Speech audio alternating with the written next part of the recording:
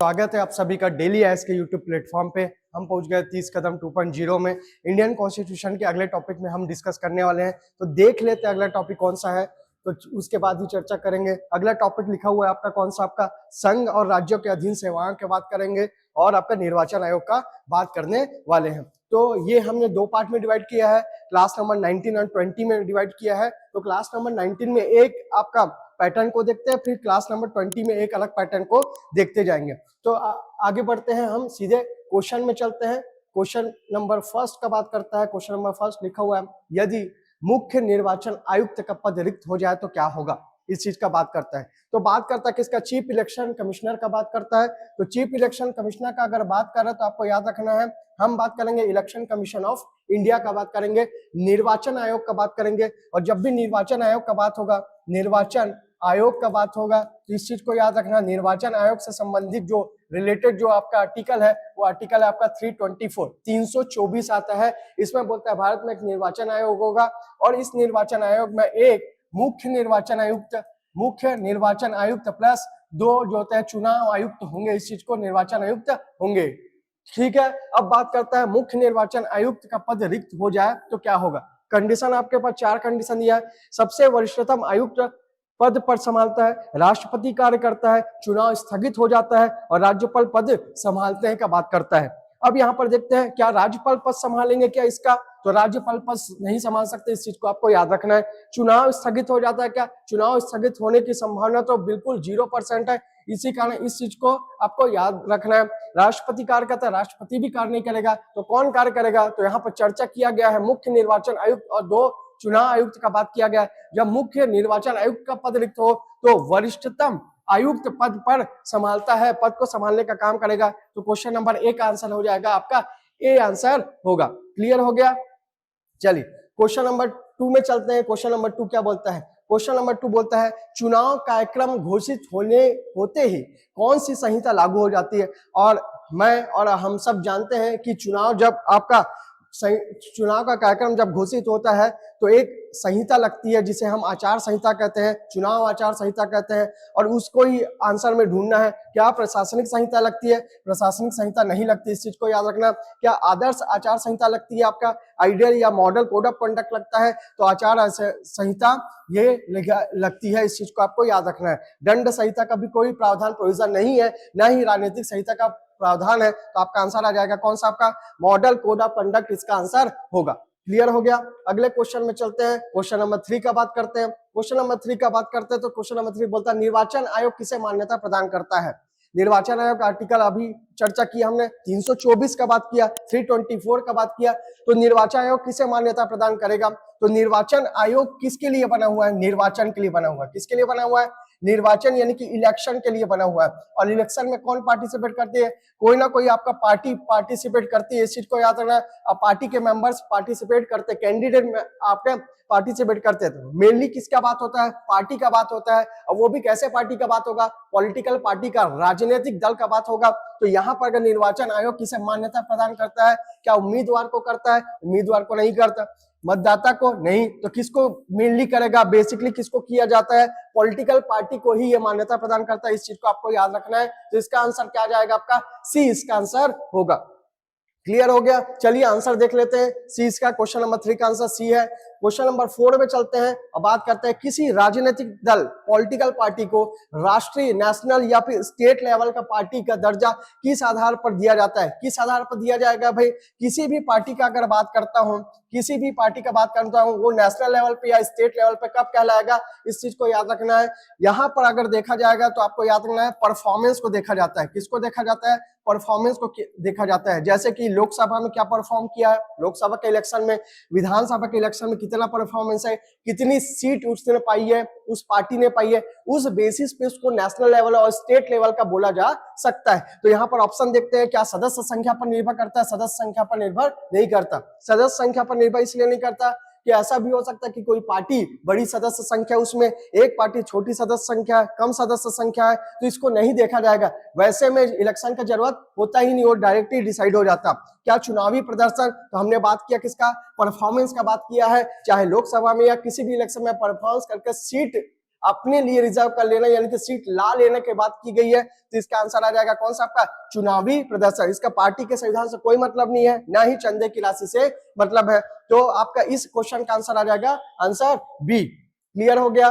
Question number 5 में चलते हैं हम। क्वेश्चन नंबर 5 का बात करते हैं। मतदाता सूची तैयार करने की जिम्मेदारी किसकी है आपके? मतदाता सूची का मतलब वोटर लिस्ट कौन बनाएगा? भाई जो कमीशन होगा वही की जिम्मेदारी है, क्योंकि सुपरविजन का जिम्मेदारी आपका सुपरविजन या अधीक्षण की जो जिम्मेदारी है वो किसकी होती है? निर्वाचन आयोग या चुनाव आयोग की होती है। तो चुनाव आयोग की भी एक और जिम्मेदारी है कि मतदाता सूची को भी वो तैयार करे। तो वोटर लिस्ट को तैयार करने की जिम्मेदारी जो होती है वो किसको होती है? निर्वाचन आयोग की होती है। इसका आंसर क्वेश्चन नंबर 5 का आंसर हो जाएगा आपका सी हो जाएगा। क्लियर। चलिए आंसर देख लेते हैं। क्वेश्चन नंबर 5 का आंसर क्या हो गया आपका? सी हो गया। क्वेश्चन नंबर 6 में चलते हैं। चुनाव के दौरान सरकारी अधिकारियों पर नियंत्रण किसका होता है?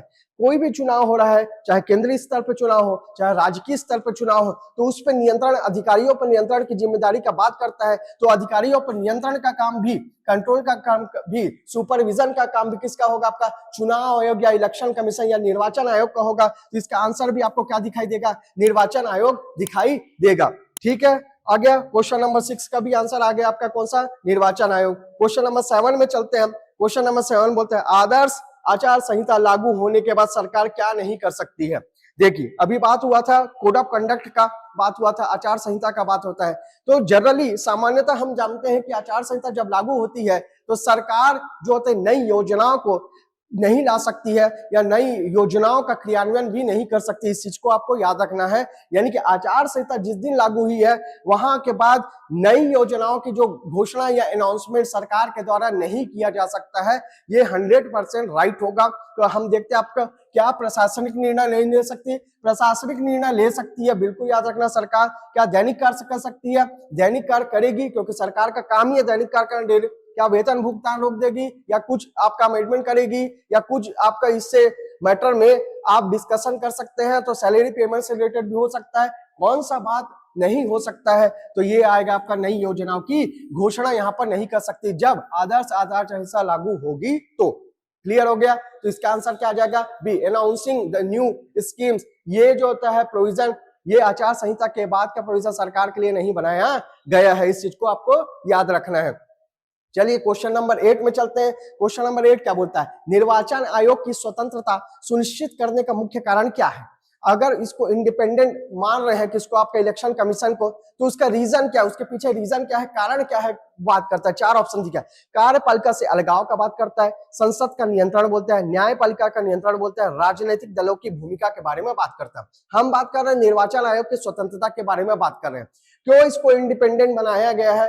ताकि क्या हो जाएगा आपका, अगर मैं बात करता हूं 3 अंगों की बात करता हूं, लेजिस्लेटिव यानी विधायिका का बात, लेजिस्लेचर विधायिका का बात करता हूं, आपका जुडिशरी न्यायपालिका का बात करता हूं आपका, ठीक है, और कार्यपालिका एग्जीक्यूटिव का बात करता हूं। तो कार्यपालिका से सेपरेशन का अगर बात किया जाएगा, अलगाव की अगर बात किया जाएगा, तो ये जो आंसर आएगा वो सही आएगा, क्योंकि संसद का नियंत्रण से कोई भी रिलेशन इसका नहीं आएगा, मुख्य कारण नहीं आएगा, ना ही न्यायपालिका ना ही राजनीतिक दलों की भूमिका से आएगा। तो इसका आंसर आ जाएगा कार्यपालिका से अलगाव, सेपरेशन फ्रॉम द एग्जीक्यूटिव से। ये चीज आंसर आ जाएगा क्वेश्चन नंबर 8 का। क्वेश्चन नंबर 8 का आंसर देख लेते हैं। क्वेश्चन नंबर 9 में चलते हैं। क्वेश्चन नंबर 9 बोलता है चुनाव स्थगित करने का अधिकार किसके पास है? भाई चुनाव जो करवा रहा है उसी को स्थगित करने का अधिकार होगा। तो चुनाव करवाने का अधिकार किसके पास था? चुनाव आयोग था। मतदाता सूची तैयार करने का अधिकार किसके पास था? चुनाव आयोग के पास था। तो स्थगित करने का भी अधिकार किसके पास होगा? चुनाव आयोग यानी कि निर्वाचन आयोग के पास होगा। और इस चीज को याद रखना, चुनाव स्थगित करने का अधिकार भी किसके पास है? निर्वाचन आयोग के पास होगा। क्लियर हो गया। क्वेश्चन नंबर आपका 9 का जो आंसर होगा डी आंसर होगा। क्वेश्चन नंबर 10 पे चलते हैं। निर्वाचन आयोग की सलाह किसके लिए बाध्यकारी मानी जाती है? अब देखिए निर्वाचन आयोग क्या करता है? 3 से 4 चीजें मैंने बताई अभी। मतदाता सूची भी तैयार करने का काम करता है, और आपका अधीक्षण का भी काम करता है, सुपरविजन का भी काम करता है, और डायरेक्शन देने का भी काम करेगा। ये सब चीजें काम करने का, राजनीतिक दलों को मान्यता देने का भी काम करता है। तो अब यहाँ पर बात हो रहा है किसका? निर्वाचन आयोग की सलाह किसके लिए बाध्यकारी मानी जाएगी? निर्वाचन आयोग की सलाह, चाहे केंद्रीय स्तर पे बोलो, सेंट्रल लेवल पे बोलो, चाहे स्टेट लेवल पे बोलोगे, तो इसमें अगर बात किया जाएगा तो जहां भी चुनाव होगा तो ये जो डायरेक्शन देगा उसको उस चुनाव क्षेत्र में मानना जरूरी होगा। इसका मतलब क्या? इसका मतलब ये है कि वो जो भी अथॉरिटी से जुड़ा होगा वो इलेक्शन, उस अथॉरिटी को इनकी बात मानना बाध्य होगा, बाइंडिंग होगा। इस चीज को आपको याद रखना है। क्या केवल राज्यों के लिए होगा? क्या मैंने बोला कि कोई भी एरिया हो सकता है जहां भी इलेक्शन का बात हो, चाहे वो स्टेट हो, चाहे वो आपका केंद्र हो, इसका बात किया जाता है। तो केवल राज्य के लिए होगा क्या? नहीं होगा। केवल केंद्र के लिए होगा क्या? नहीं होगा। केवल राजनीतिक दलों के लिए होगा क्या? नहीं होगा। इस चीज को याद रखना है। क्या के लिए होगा? चुनाव से संबंधित सभी प्राधिकरणों के लिए ये होगा। प्राधिकरणों या अथॉरिटी के लिए जो भी चुनाव से रिलेटेड है उनके लिए ये चीजें बाध्यकारी मानी जाएगी। तो इसका आंसर आएगा for all authority related to the election, इसका आंसर होगा। क्लियर हो गया इस चीज को? अब इसको देखते हैं, आगे देखते हैं क्वेश्चन नंबर 10 का आंसर। ये चीजें हो गया। चलिए अगला क्वेश्चन, क्वेश्चन नंबर 11 आता है। अनुच्छेद 308 के संबंध में कौन सा कथन सही है, इसको देखना है। आपके पास ऑप्शन दिखाई दे रहा है, ये 3 ऑप्शन है और यहाँ पर कोड दे दिया गया है, कोड दे दिया गया है। यह सिर्फ संघीय सेवाओं के लिए अनुच्छेद 308 का बात करता है। यह सिविल पोस्ट शब्द को परिभाषित करता है। यह भाग आपका किससे रिलेटेड आपका बोलता है, आपका 14 से रिलेटेड के है, ये चीज को बात करता है। 308 का बात करते हैं, अगर 308 का अगर बात करते हैं तो 308 से 323 का अगर बात करेंगे तो 308 से आर्टिकल अगर बात करता हूं, आर्टिकल का बात करते हैं 308 से 323 का बात करता हूं तो भाग कौन सा आ जाएगा आपका? भाग 14 का बात करता है। पार्ट 14 का बात करेगा। किसका बात करेगा? पार्ट 14 का ये बात करता है। और यहाँ पर अगर बात करते हैं 308 का बात करते हैं तो 308 का संबंध क्या सिर्फ संघीय सेवाओं से है क्या? नहीं, यहाँ पर संघीय सेवाओं से के साथ साथ या राज्य सेवा भी हो सकता है। इस चीज को याद रखना है। तो कौन सा कथन सही है बोलेगा? आपका स्टेट सर्विस से भी रिलेटेड है आपका, और यूनियन आपके सर्विस से भी रिलेटेड है, दोनों से रिलेटेड है, तो ये चीजें गलत हो गया। इस चीज को या यह सिविल पोस्ट शब्द को परिभाषित करता है क्या? यह सिविल पोस्ट शब्द को परिभाषित उतना तरीके से नहीं करता है। इस चीज को याद रखना है। तो ये चीजों को भी गलत हो गए। यह भाग 14 के लिए व्याख्या करता है, यह भाग 14 के लिए व्याख्या करता है। तो 1 और 2 गलत है, 3 सही है। तो कौन सा संबंध कथन सही है बोलता है? तो इसमें आ जाएगा आंसर कौन सा आपका? केवल 3, यानी कि only 3 is a right answer. Clear हो गया? ठीक है। क्वेश्चन नंबर 11 का बाद क्वेश्चन नंबर 12 का अगर बात करते हैं, क्वेश्चन नंबर 12 बोलता है आर्टिकल 310 के अंतर्गत प्रसाद पर्यंत के सिद्धांत के संबंध में सही कथन क्या है? अब बात करता है आपका डॉक्ट्रिन ऑफ प्रेजर का बात करता है, प्रसाद पर्यंत का बात करता है, 310 में बात किया गया है, यानी कि राष्ट्रपति और राज्यपाल के प्रसाद पर्यंत कौन कौन से पद होंगे उनके बारे में बात करता है। तो हर कोई पद हो सकता है क्या? बताइए, हर कोई पद राष्ट्रपति के प्रसाद पर्यंत हो सकता है क्या? नहीं हो सकता। हर राष्ट्रपति या राज्यपाल के प्रसाद पर्यंत हर कोई पद नहीं हो सकता, पोस्ट नहीं हो सकता है। तो अब आगे चर्चा करते हैं, क्या यह अनुच्छेद 311 के अधीन है? 310 का जो मैटर है वो 311 के अधीन है क्या? तो 311 के अधीन है। इस चीज को आपको याद रखना है। यह संवैधानिक पदों पर समान रूप से लागू होता है क्या? हर संवैधानिक पदों पर समान रूप से लागू होता है। तो अभी मैंने डिस्कस किया कि हर संवैधानिक पर, कॉन्स्टिट्यूशनल जितने भी आपके अगर पोस्ट है उस पर समान तरीके से लागू नहीं होता। इस चीज को आपको याद रखना है। यह अनुच्छेद 309 से स्वतंत्र है बोलता है। क्या इंडिपेंडेंट है 309 से? तो इस चीज को याद रखना है। 309 से स्वतंत्र नहीं है, 309 के अधीन है। इस चीज को आपको याद रखना है। ये सब्जेक्ट रिलेटेड है 309 और आपका 311 से रिलेटेड है। तो ये भी चीजें आपको आंसर आपको यहाँ पर ये भी चीजें गलत है। कौन सा सही कथन है बोलता है? तो सिर्फ आपको दिखाई दे रहा है कौन सा आपका? केवल एक यहाँ पर सही कथन है, बी इसका आंसर राइट आंसर होगा। क्लियर हो गया? चलिए आगे चलते इसी में बात करते हैं। क्वेश्चन नंबर 13 का बात करते हैं। निम्न में से किन मामलों पे 311 लागू नहीं होता है? किन मामलों का बात करता है? तो यहाँ पर अगर बात करेंगे, हम अगर बात करेंगे एम्प्लॉइज का बात करते हैं, और यहाँ पर बात करते हैं तो हम परमानेंट एम्प्लॉइज का बात करेंगे। पहला चीज आपको क्लियर होना चाहिए।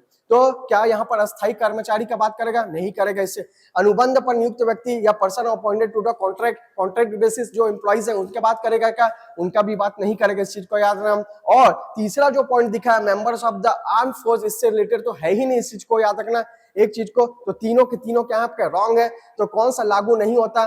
तो तीनों में लागू नहीं होता है। तो 1 2 3 इसका 1 2 3 यानी कि डी इसका आंसर होगा। इस चीज को आपको याद रखना है। ठीक है। क्वेश्चन नंबर 13 हो गया। अगले क्वेश्चन में चलते हैं। अगला क्वेश्चन क्या बोलता है? आर्टिकल 312 के संबंध में सही कथन चुनिए। आर्टिकल 312 के संबंध में चुनना है तो ये किससे रिलेटेड आ जाएगा? 312 का मैटर क्या किससे रिलेटेड है आपको याद रखना है। ये न्यू सर्विस के नए सेवाओं के सृजन का बात करता है, क्रिएशन का बात करता है। पहले चीज याद रखना है, ये किसके बारे में बात करता है? न्यू सर्विस के आपके किसके बारे में बात करता है? क्रिएशन के बारे में बात करता है, सृजन के बारे में बात करता है, नई सेवाओं के सृजन का बात करता है। पहले चीज इसको याद रख लेना।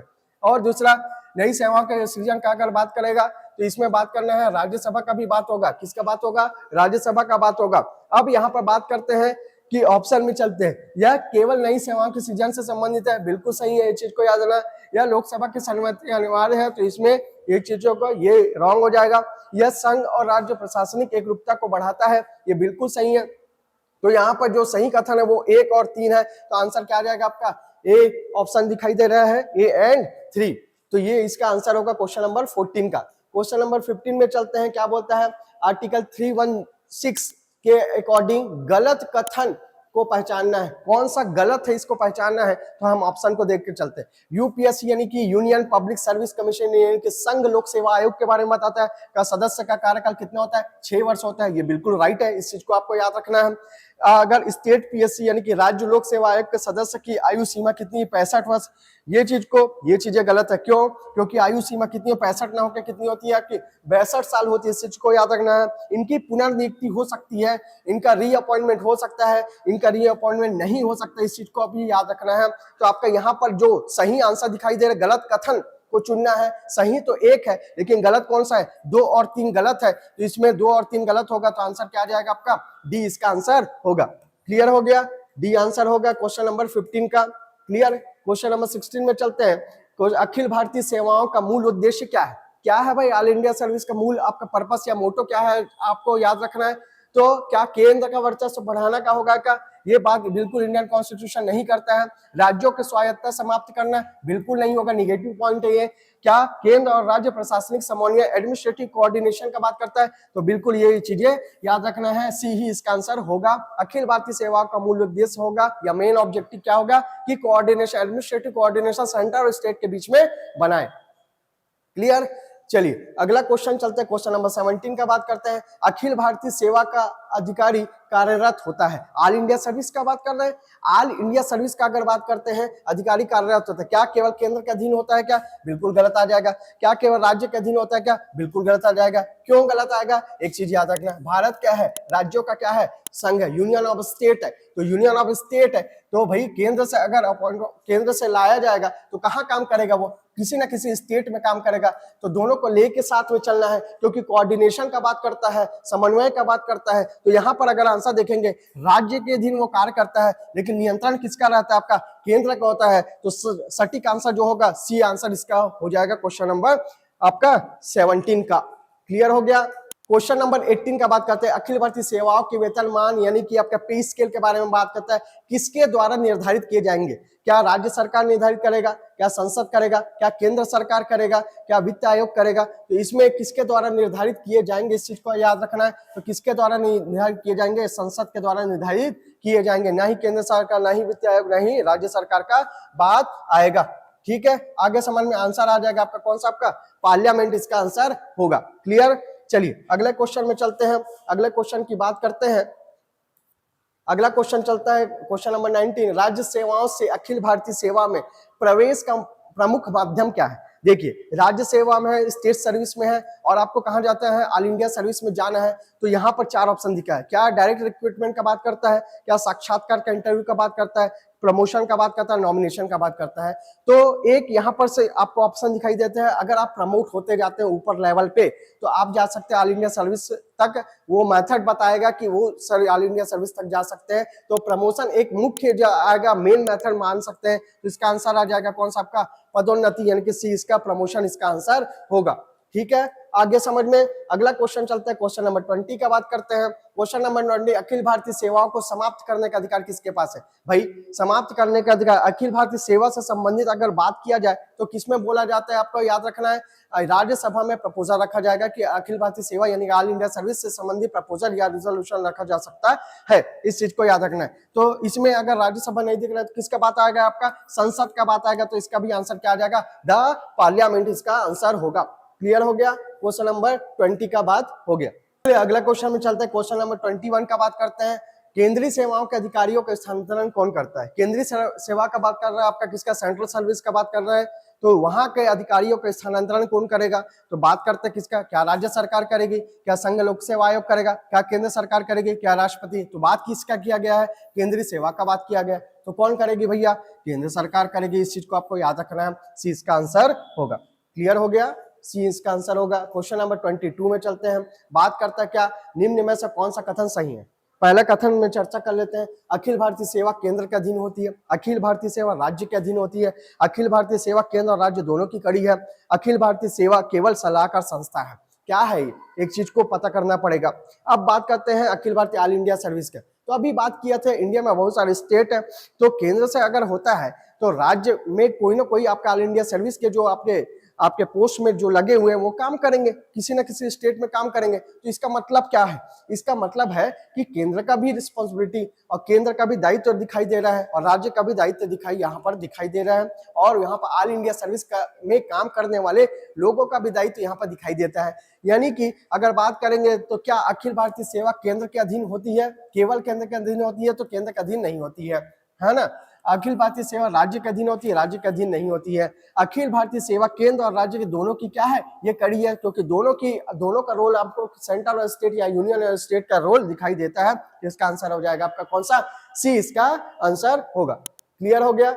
चलिए आगे चलते, इसी में बात करते हैं क्वेश्चन नंबर 23 का। राज्य सेवा में स्थानांतरण किस आधार पर होता है? राज्य सेवा का बात किया गया, स्थानांतरण किस आधार पे होगा? तो किस आधार पे होगा? राज्य सरकार जब तक निर्णय नहीं करेगी तब तक स्थानांतरण ट्रांसफर नहीं हो सकता। तो इसमें क्या रोल आएगा? केंद्र सरकार के आदेश से नहीं आएगा, संघ लोक सेवा आयोग का नहीं आएगा, के आदेश से आएगा, राज्य सरकार के निर्णय से आ जाएगा। राज्य सरकार के न्यायालय का आदेश का कोई भी रोल नहीं है, तो राज्य सरकार के निर्णय से आ जाएगा, by the decision of the आपका स्टेट गवर्नमेंट। इसका आंसर होगा क्वेश्चन नंबर 23 का। क्वेश्चन नंबर 24 में चलते हैं। क्या बोलता है आपका? अखिल भारतीय सेवाओं में पदोन्नति के नियम कौन बनाता है? आपका बात करता है। अगर प्रमोशन का नियम का बात करेंगे तो प्रमोशन के नियम से संबंधित अगर बात करेंगे तो इसमें बात होगा राज्य सरकार का, नहीं बात होगा संसद का, नहीं बात होगा। कौन बनाएगा भाई पदोन्नति? प्रमोशन से रिलेटेड मैटर को आपका केंद्र सरकार बनाएगा। इस चीज को आपको याद रखना है। तो इसका आंसर आ जाएगा आपका कौन सा? केंद्र सरकार। क्वेश्चन नंबर 25 में चलते हैं। केंद्रीय सेवाओं के अधिकारियों के किस प्रशासनिक ढांचे का भाग होता है? केंद्रीय सेवाओं का अधिकारियों के किस प्रशासनिक ढांचे का भाग होगा भाई? सेंट्रल एडमिनिस्ट्रेशन का ये भाग होगा। इस चीज को याद रखना है। सी इसका आंसर होगा क्वेश्चन नंबर 25 का। क्वेश्चन नंबर 26 का बात करते हैं। केंद्र राज्य संबंधों में अखिल भारतीय सेवाओं का महत्व क्यों है? तो आपको बात किया था, हम बात किए थे ना ही डिस्प्यूट का बात किए थे, हम बात किए थे कोऑर्डिनेशन का बात किए थे, समन्वय का बात किए थे। तो कोऑर्डिनेशन यहाँ पर दिखाई दे रहा है, समन्वय जहाँ पर दिखाई दे रहा है वही इसका आंसर होगा। क्लियर हो गया? चलिए क्वेश्चन नंबर 27 में चलते हैं। क्वेश्चन नंबर 27 क्या बोलता है? राज्य सेवाओं का सबसे बड़ा लाभ क्या है? क्या है भाई? What is the biggest advantage of the state service? क्या सेंट्रलाइजेशन है? सेंट्रलाइजेशन नहीं है, क्योंकि सेंट्रल लेवल पे भी आपके सर्विस दिया जाता है। स्थानीय स्ट्रेंथनिंग ऑफ लोकल एडमिनिस्ट्रेशन और नेशनल कंट्रोल का बात ही नहीं। पॉलिटिकल स्टेबिलिटी का बात क्या है? पॉलिटिकल स्टेबिलिटी का बात किसका बात होता है? स्थानीय प्रशासन की मजबूती का लाना इसका बात होता है, क्योंकि राज्य सेवाओं की बात हो रही है। राज्य सेवाओं में अगर डेवलपमेंट का बात किया जाए तो बेसिक लेवल पे, ग्राउंड लेवल पे डेवलपमेंट का बात किया जाएगा, और ग्राउंड लेवल मतलब कि गांव से बात की जाएगी। तो यहाँ पर स्थानीय प्रशासन की मजबूती ही मेन आंसर होगा। इसका आंसर क्या हो जाएगा आपका? बी इसका आंसर होगा। क्लियर हो गया? क्वेश्चन नंबर 28 का बात करते हैं हम। सेवाओं की भर्ती और सेवा शर्तें से संबंधित सामान्य प्रावधान किस अनुच्छेद में लिया गया है? तो सेवा भर्ती का अगर बात किया जाएगा तो आपको याद रखना है, आंसर सीधा का सीधा क्या आ जाएगा? आर्टिकल 309 इसका आंसर हो जाएगा। क्लियर हो गया? आर्टिकल 309 इसका आंसर होगा। ठीक, सेवा भर्ती से संबंधित अगर बात किया जाएगा। क्वेश्चन नंबर 29 बोलता है प्रसाद पर्यंत सिद्धांत का बात करता है, डॉक्ट्रिन ऑफ प्रेजर का बात करता है, इसका बात करेगा राष्ट्रपति और राज्यपाल का। तो अभी डिस्कशन किए थे इस मैटर के बारे में। इस मैटर का संबंध, डायरेक्टली संबंध किससे? आपका आर्टिकल 310 से है। इस चीज को याद रखना है कि आपका हर जो सार्वजनिक जो पद है वो आपका राष्ट्रपति और राज्यपाल के प्रसाद पर्यंत नहीं होता है। कुछ ऐसे पद होते हैं जो प्रसाद पर्यंत नहीं होते। इसमें 310 में ये चीजें आंसर होगी, बी इसका आंसर होगा। इस चीज को आपको याद रखना। लास्ट क्वेश्चन में चलते हैं। यदि कोई नई अखिल भारतीय सेवा बनाई जाए तो उसका निर्णय किसके माध्यम से होता है? किसके माध्यम से होगा भाई? पार्लियामेंट में जब तक डिस्कस नहीं होगा तब तक इसका कुछ नहीं हो सकता। तो आपको याद रखना संसद के माध्यम से होगा। तो इसका आंसर हो जाएगा आपका द पार्लियामेंट इसका आंसर होगा। चलिए आंसर देख लेते हैं इसका। क्वेश्चन नंबर 30 का ये आंसर होगा। क्लियर हो गया। अखिल भारतीय सेवा से संबंधित अगर आपका कोई प्रपोजल या प्रस्ताव रखना है तो हम राज्यसभा में पहले रखते हैं, हालांकि संसद का भी रोल यहाँ पर दिखाई देता है।